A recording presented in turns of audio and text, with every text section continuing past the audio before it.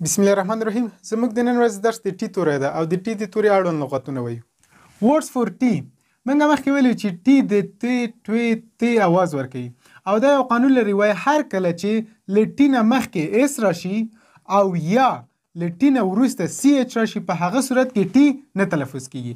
یعنی که داسې یو لغت و چې له ټي نه مخکې اس راغلی او په هغه صورت کې ټي نه تلفظ کیږي او یا داسې یو لغت و چې له ټي نه وروسته سی اچ راغلی او په هغه صورت کې هم ټي نه تلفظ کیږي. مثلا کچ دلته له ټي نه وروسته سی اچ راغلی ده نو د دې په خاطر دلته د ټي نه تلفظ کیږي خو سی اچ تلفظ شو کچ.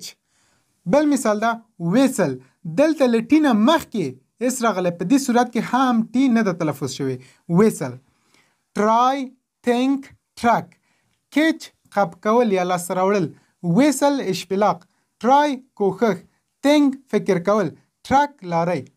CATCH کچ کټ چې بنوي کچ.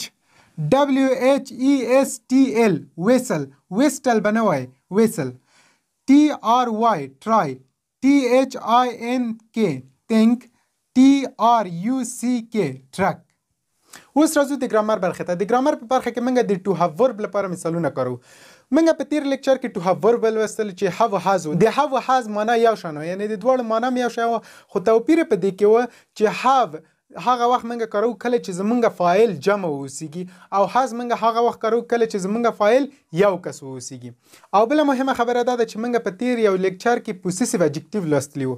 پوسیسیو اډجکټیو چې ودانه او ما زما یور ستا اور زمونږ دیر د هغوی هیڅ د هغه هر د هغه هرڅ د هغه شی د هغه او د دې ترمنځ توپیر چي ده. ګوره هغه اډجکټیو پوسیسیو اډجکټیو او دا ټو هاف ورب دی د شتون فعلونه د هغې معنا او د دې معنا ډېر توپیر کوي. د هغې معنا وه چې زما ستا زموږ د هغوی او د دې معنا ده زه لرم تی لرې موږ لرو هغوی لري، یعنی دغسې معنا ورکوي.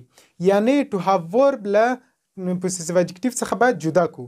اوس راځو د ټو هاف ورب لپاره مثالونه کارو. راځو دغه مثال په انګلیش بړو. ساحل او خالد آیفون 14 لري. ساحل ته په انګلیش کې ساحل وایي او ته په انګلیش کې اینډ وایي. خالد ته په انګلیش کې خالد وایي. ساحل ان خالد ساحل او خالد. له هغې نه وروسته آیفون 14 لري. آیفون 14 پرېږدو راځو لري ته ځکه په پښتو کې لکه څنګه چې ټو بی ورب یعنی دا د جملې په اخره کې راته همداسې ټو هاف ورب یعنی لري لرم د جملې په اخره کې راځي. خو په انګلیش کې همدغه ټو هاف ورب یا ټو بی ورب له سبجیکټ څخه وروسته راځي چې زمونږ سبجیکټ ساحل ان خالد ده. له دې نه وروسته موږ هاف کارو. او ولې هاف کارو ولې حذف نه کارو؟ په دې خاطر موږ هاف کارو چې زمونږ فاعل جمع ده ساحل ان خالد دی یعنی دوه کسه دی لیونه ډیر دي نو د دې دلیل په اساس موږ هلته هاف کارو. ساحل ان خالد هاف آیفون 14 ساحل او خالد آیفون 14 لري. بل مثال افغانستان قانون لري. افغانستان ته په انګلیش کې افغانستان وایي. لاغې نه وروسته قانونه بیا لري. دلته هم د ټو هاف ورب په پښتو کې جملې په اخره کې راغلی خو مونږ ویلو چې ټو هاف ورب یا ټو بی ورب له سبجیکټ نه وروسته کارول کیږي. اوس راځو دغه جمله په انګلیش بړو. افغانستان قانونه لري. افغانستان ته په انګلیش کې افغانستان وایي. لاغې نه وروسته قانونه لري. دلته بیا هم مخکې مو ویل چې په پښتو کې ټو هاف ورب یا د شتون یا د لرلو فعلونه د جملې په اخره کې راځي خو په انګلیش کې همدغه د شتون فعلونه یا د لرلو فعلونه له سبجیکټ نه وروسته راځي. زموږ سبجیکټ افغانستان ده او د لري معنا هم هاو او هم هاز وه. دې لپاره چې زموږ سبجیکټ یو دانه ده یا فاعل زموږ یو ده د هغې په خاطر موږ هاز کارو هاف نه کارو ځکه چې هاف د جمع فاعل لپاره کارول کېده لکه ساحل ان خالد جمله کې چې ویلې.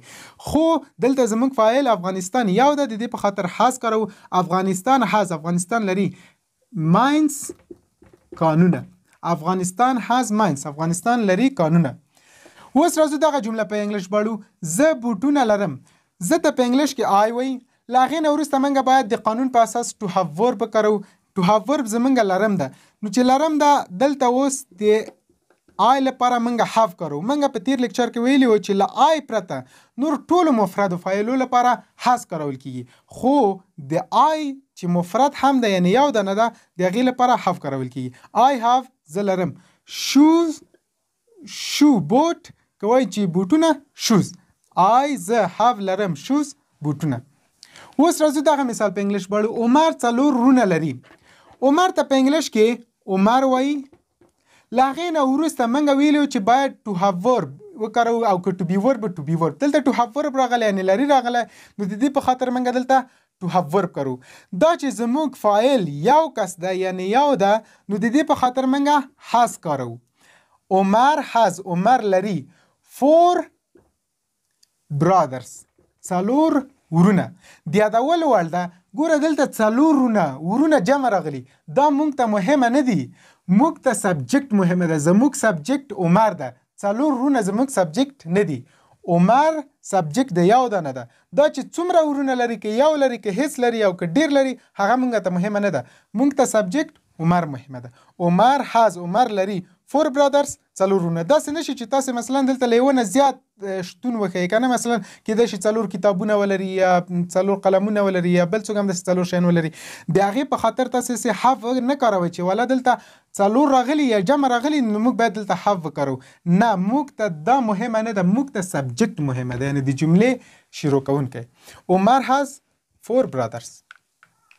نو دا د ټو هاف ورب لپاره مثالونه په دې هیله چې د خوښۍ وړ مو ګرځېدلي اوسېږي. تاسې هم د ټو هاف ورب له ځان سره تکرار کړئ او ترڅنګ یې تیر درسونه هم له ځان سره تکرار کړئ تر څو هیڅ ستونزه پکې ونه لرئ او په راتلونکي پړاو کې د انګلیش لپاره ښه چمتو اوسېږئ.